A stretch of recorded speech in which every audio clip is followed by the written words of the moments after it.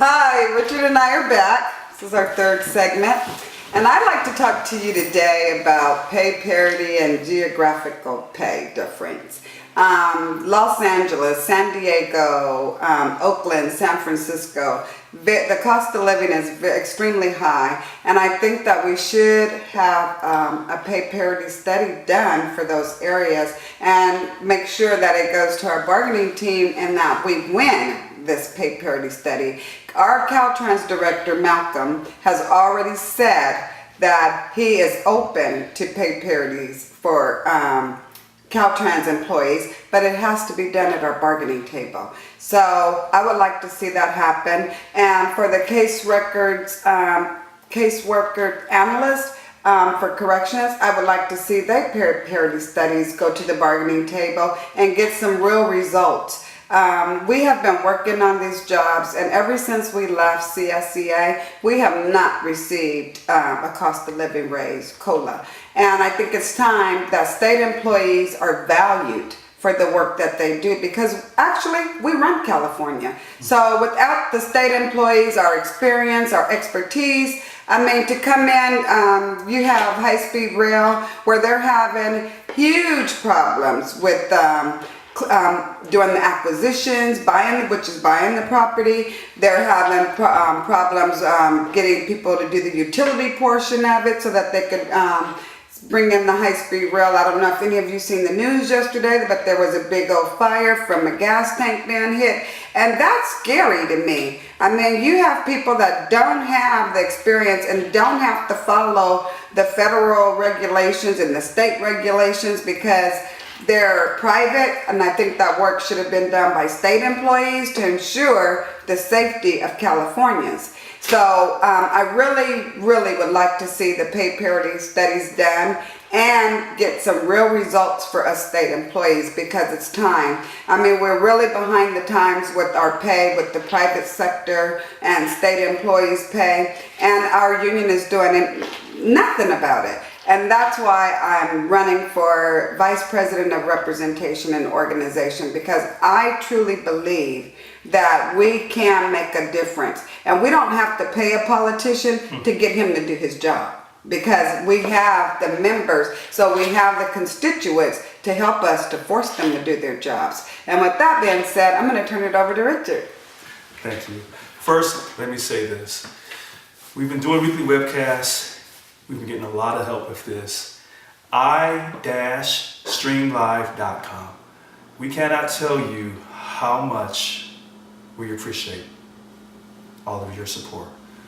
Second, what she has stated, geographic pay. I call it cost of living. I strongly agree with everything she just said. State workers are not valued enough.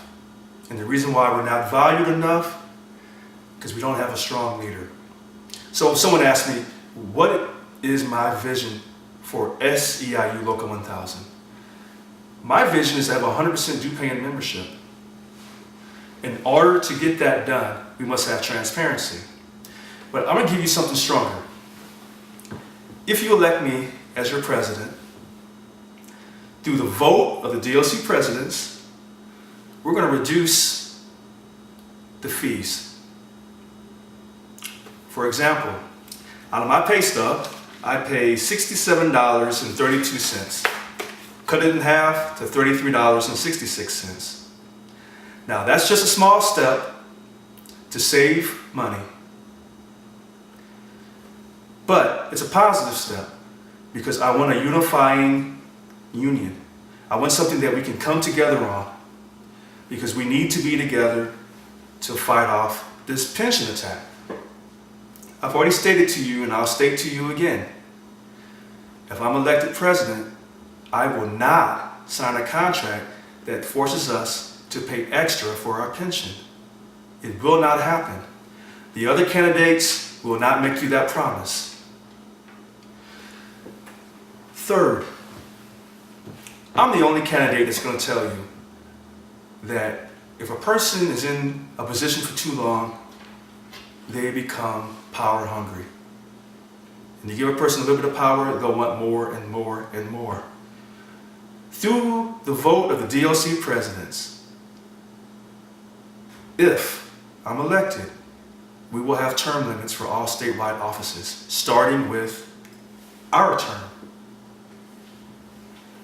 We must have limits on power outside of transparency.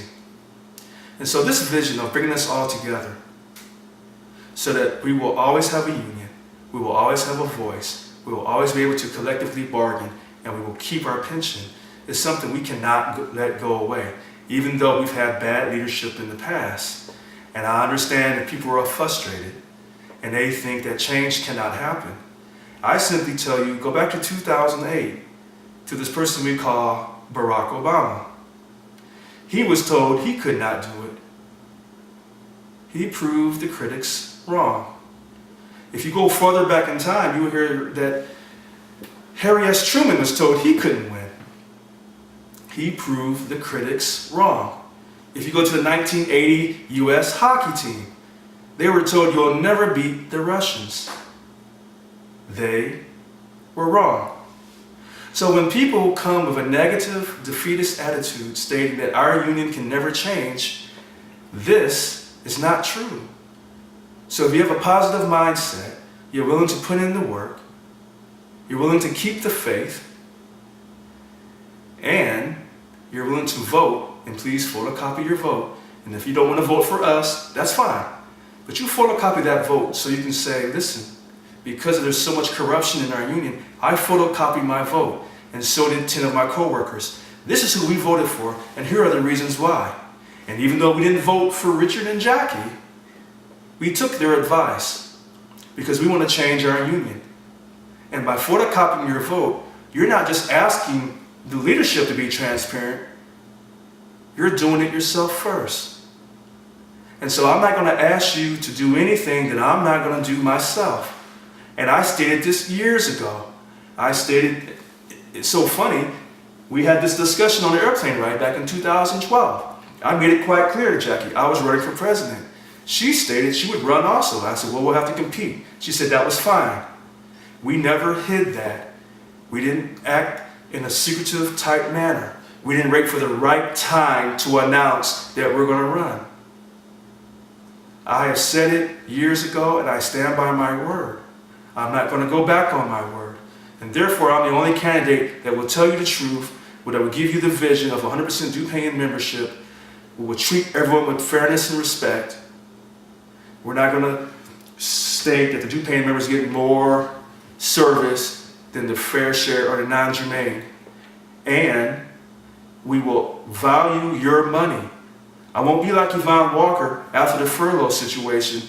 I will allow members, our members of 5 different state agencies, make sure I get this correct, the California Prison Authority, Prison Industry Authority, the California Earthquake Authority, First 5, the California Home Finance Agency, and also the California State Lottery. Members of our union that work with these agencies receive their furlough money back, and the lawsuits that we had going were dropped, thanks to Yvonne Walker, because she treats some people with more respect than she does other people. That is not how you bring the union together and have a strong union. You cannot do that. And so I say to all of us, and all the bargaining units, and I always start with the custodians, because they're the ones that get the most disrespect. And then I work up from there. We're all in this together. We must fight. We must keep our union strong.